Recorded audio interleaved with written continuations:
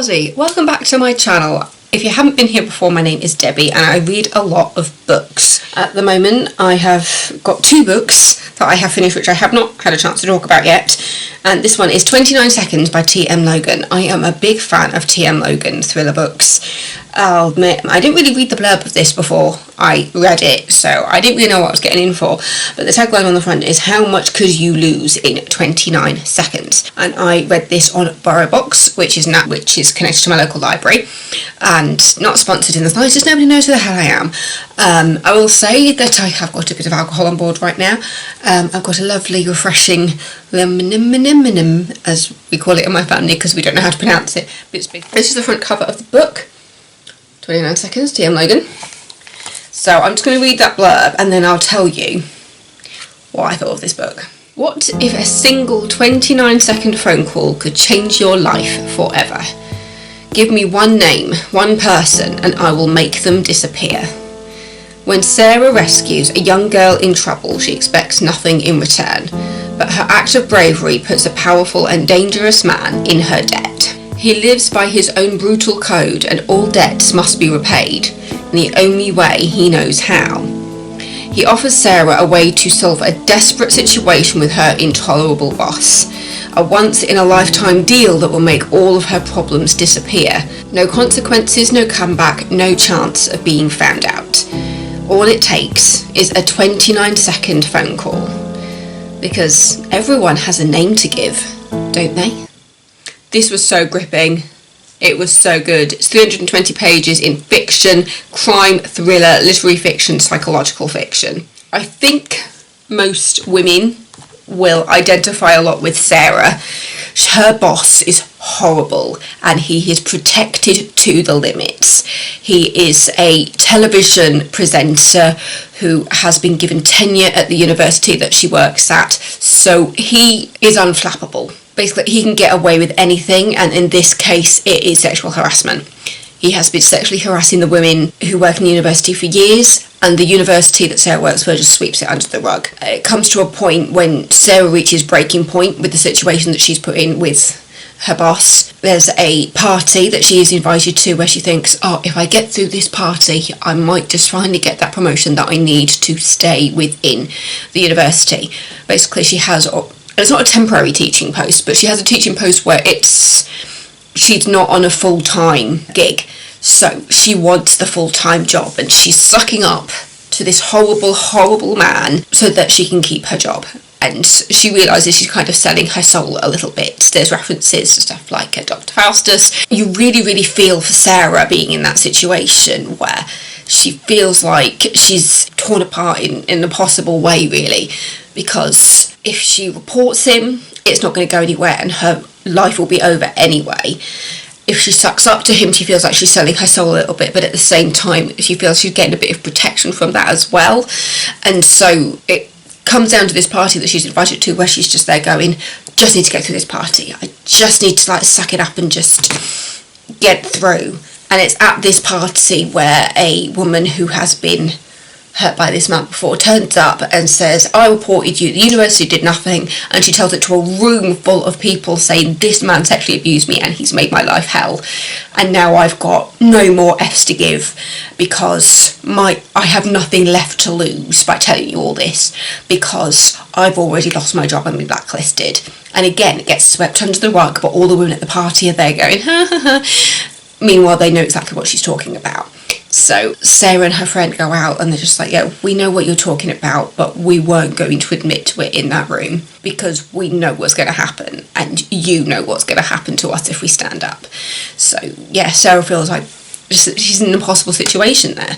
And then there's one day when she's driving along where she realises she's witnessing a girl about to be abducted, and she manages to, because there's 2 men involved, there's one who's walking holding her hand, and then another man who's crossing the road. She's like, I am about to witness something really horrible, and she ends up managing to run over one of the men, who is then hoiked into the car where they manage to save the girl, and she's just there going, where did the girl go, because the girl's disappeared. And then she finds out it was the daughter of essentially a mob boss who is now indebted to her, and says, I can't believe you did this for me. You did it for a complete stranger. You didn't know what was going on, but you saved my daughter. How do I repay you? And she's just there going, I just wanted the girl to be safe. And he's going, no, if you let me know one name that you want to get rid of, like one person in your life that you just want them to disappear, I can make him disappear for you. Because it's that whole thing of like, everybody has a name, and she's there going, do I want to give this name, or do I want to get this done the right way? And she's weighing up all her options. There's a point when she goes to HR to complain about him, about her boss, and then she realises that the HR guy is in cahoots with this horrible man who has just got power everywhere, and she realises that she is in an impossible situation, and at this point she might as well tell this name to this mob boss, because it might actually work and it might actually get rid of him. So 1:29-second phone call is what it takes for her to ring this burner phone that she is given and say the name. And then the next morning she instantly regrets it and says, why did I do it? Why do I do it? And then she's there watching the news hoping that something hasn't happened. And then she realises that a man has been found in the river, and she's there panicking going, oh my god, it fits. The description fits my boss. Like, what have I done? Is he dead?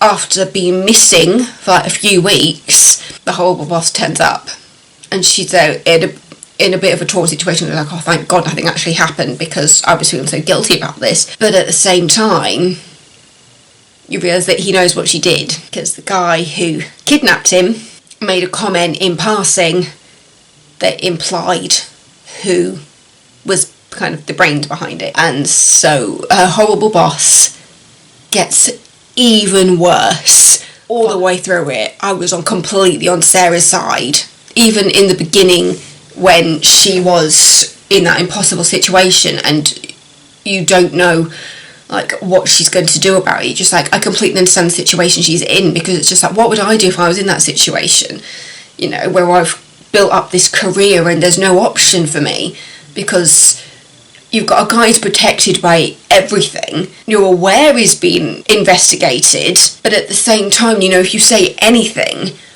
your whole life is destroyed. It really does put a picture in your mind of the people who have come out against celebrities in recent years, because there's even references to Jimmy Savile in this book.